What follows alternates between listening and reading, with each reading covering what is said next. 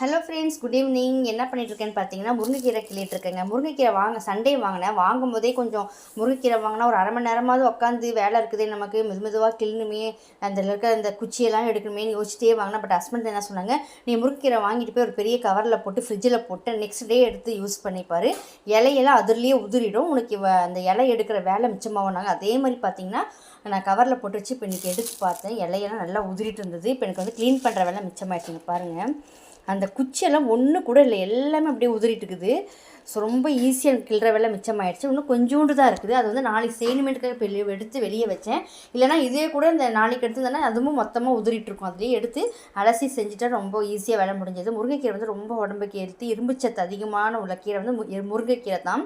வீட்டில் பாப்பாவுக்கு நான் எப்படியாவது அட்ஜஸ்ட் பண்ணி கொடுத்துருவேன். ஆனால் பையன் சாப்பிடவே மாட்டான். ஸோ எங்கள் வீட்டில் நாங்கள் 3 பேரும் சேர்ந்து சாப்பிடுவோம். இது பிடிச்சிருந்தா லைக் பண்ணுங்கள். டாடா, பை.